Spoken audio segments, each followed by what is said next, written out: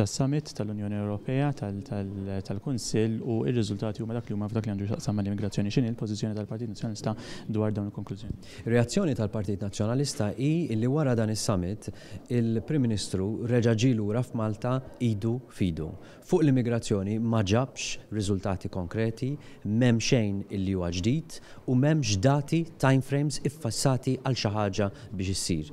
Dan ifisser illi l-politika tal-immigrazzjoni ta' dan il-gvern diġà qed turi illi hija politika falluta, qed turi illi hija politika bla pjan veru.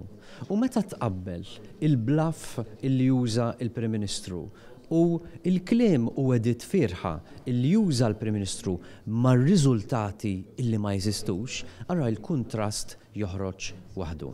Ħalli nagħti eżempju wieħed konkret.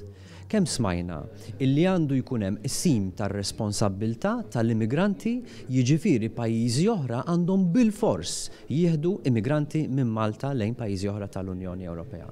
Minn kemm ilu li tela gvern Laburista, numru ta' immigranti illi minn Malta marru lejn pajjiżi oħra tal-Unjoni Ewropea huma zero.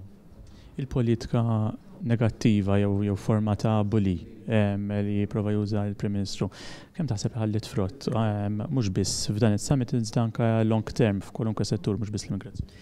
Il-Prim Ministru, jiena ngħid personalment, juża politika b'attitudni negattiva lejn l-Unjoni Ewropea, jgħidulhom wake up and smell the coffee, insulti, teddid, bluff. U issa qed naraw li din it-tip ta' politika waslet biex jaħdulna zero immigranti. Il-politika tal-Partit Nazzjonalista illi hija insistenti, determinata, imma ma taqbiss il-linja ta' dak li huwa diċenti, kienet waslet biex pajjiżi oħra tal-Unjoni Ewropea jaħdulna 700 immigrant. Biżejjed, le mhux biżejjed, imma aħjar minn zero.